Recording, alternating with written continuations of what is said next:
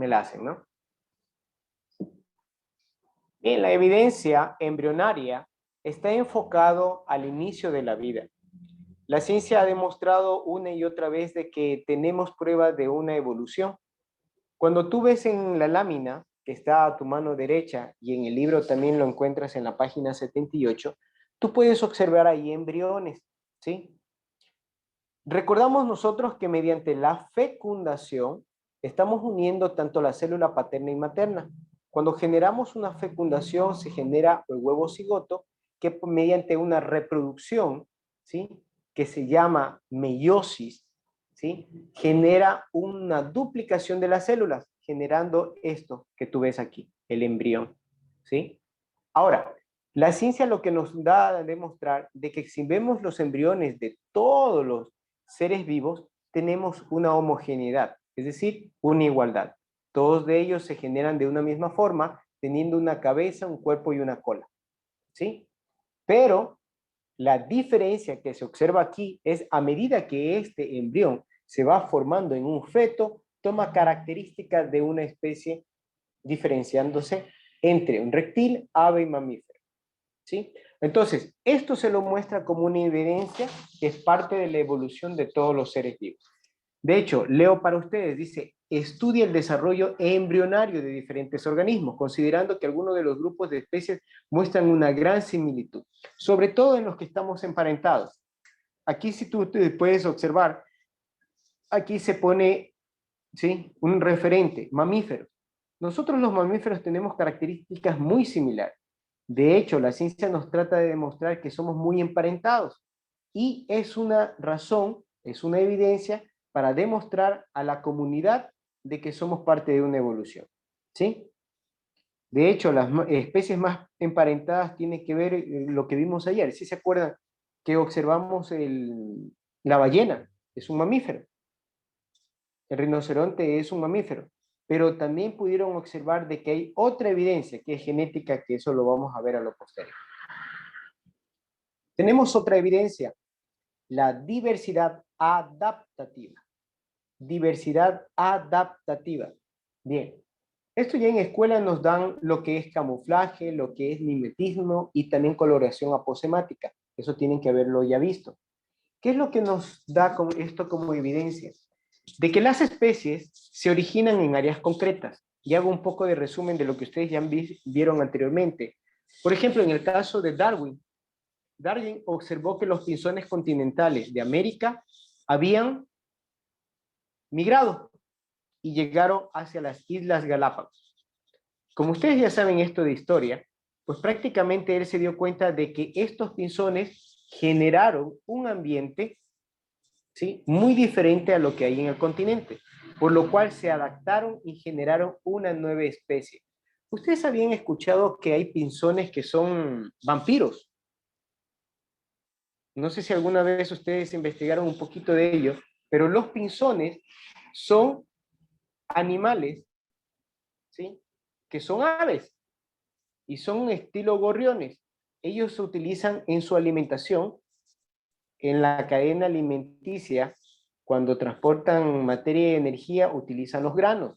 Se dio cuenta Darwin que algunos de ellos cambiaron su pico y comenzaron a consumir insectos. Cuando se acabó ese alimento, comenzaron a consumir granos más grandes o semillas más grandes, hasta el punto de que uno de ellos ya no quiso consumir ni uno, sino que comenzó a utilizar la sangre de otros animales. Y de hecho les envió investigación. Hay pájaros vampiros, pinzón vampiro, anote ahí para que usted pueda ver. Ahora, ¿qué es lo que es esto? Es una prueba de que todos los organismos se pueden adaptar y pueden generar otra especie, y esto se denomina especiación, ¿sí? Y aquí tenemos el ejemplo característico de los pinzones de Galápagos. Tanto su anatomía como fisiología y el comportamiento son cambios que generan en el organismo la oportunidad de sobrevivir. Y aquí tenemos dos, vamos a resaltar los que están en el libro. Tenemos el camuflaje y mimetismo. Explico el camuflaje. El camuflaje, si se dieron cuenta ustedes en las guerras, que siempre los militares tenían que utilizar trajes de camuflaje.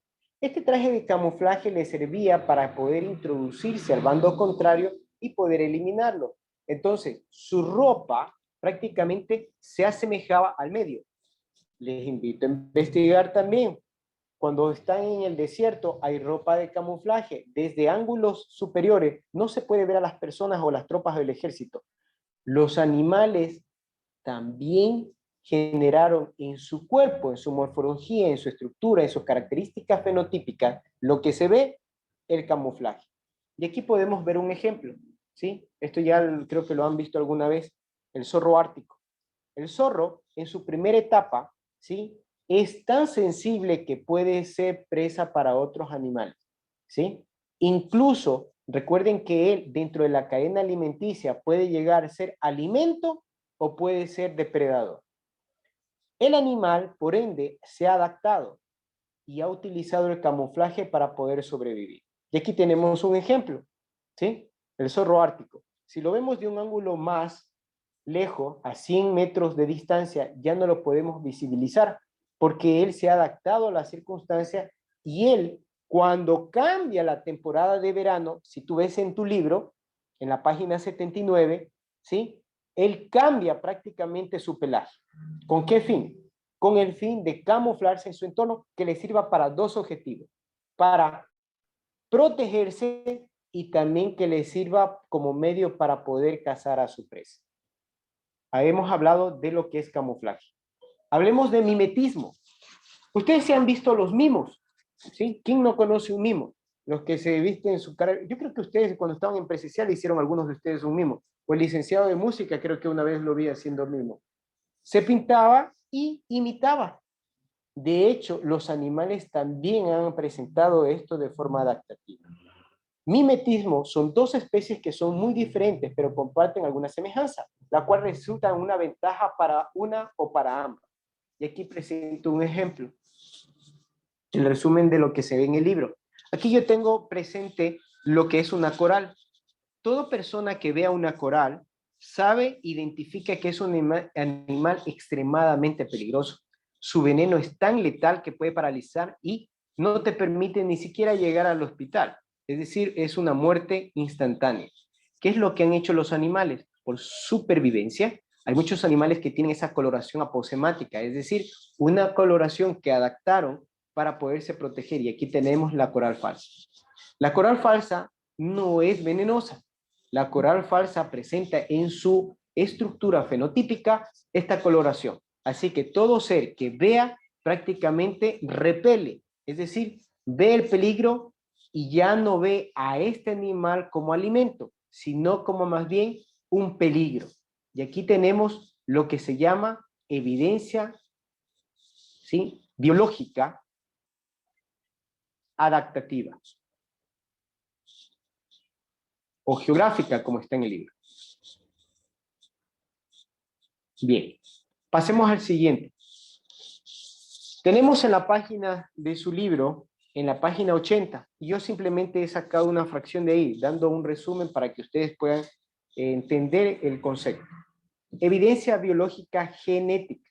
Bien, este término a ustedes ya es familiar.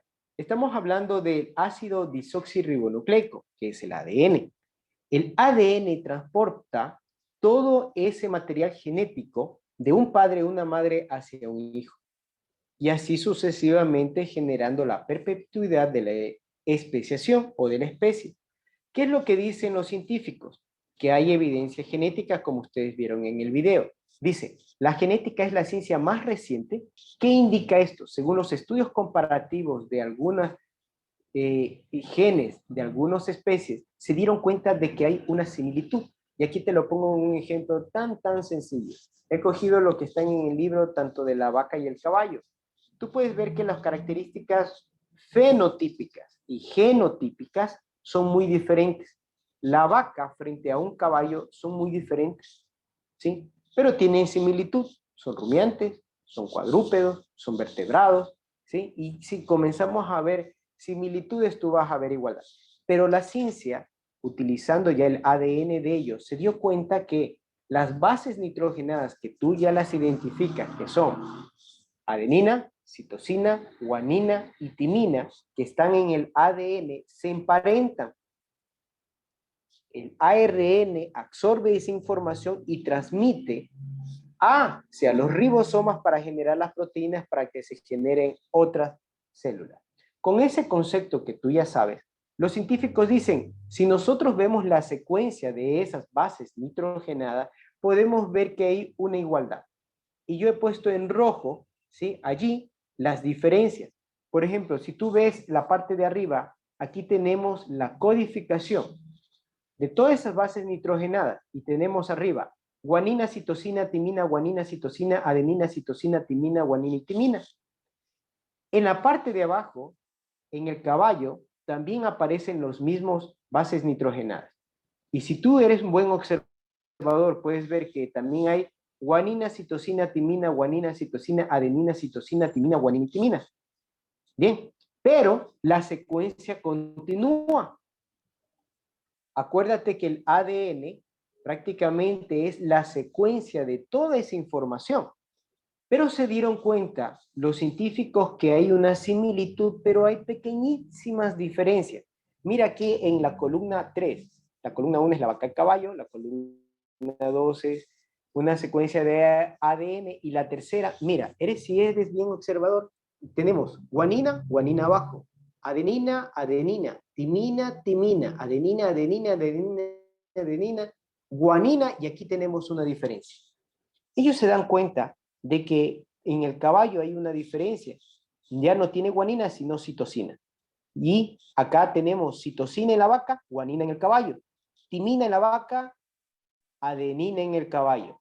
Pero hay una cierta similitud que sigue una secuencia. ¿Qué es lo que aduce la ciencia? Que mediante el estudio del ADN, muchas especies están emparentadas. Y aquí retomo el tema de ayer, el video que les mostré. Se dieron cuenta que en este caso la ballena, su ADN tiene un primo hermano o un pariente muy cercano que no es un acuático, sino es terrestre. Que estamos hablando ahí del rinoceronte, perdón, el hipopótamo, del hipopótamo, ¿sí? Entonces, ¿qué es lo que nos muestra esta evidencia genética? Que al estudio de los genes de algunas especies encontramos una secuencia que tiene pequeñísimas diferencias, lo que conlleva a que el científico nos diga que esta es una prueba de que somos parte de una evolución. Y sumo a lo que ayer vimos. Se dice que somos primos hermanos del mono, ¿sí? Somos primos hermanos del mono y que cromosómicamente somos muy parecidos y que hay un cierto cambio. Por eso de aquí se deduce de que nosotros somos Homo sapiens, ¿sí? Bien, y aquí ya toco las páginas pasando a otro capítulo y les resumo y vamos a llevar a lo que es la selección natural y artificial, ¿sí? En las páginas 84 se toca temas de los inicios de la evolución. Y aquí encontramos las teorías de científicos como Lamarck, Darwin y el neodarwinismo. Vamos a ver esas tres teorías el día de hoy.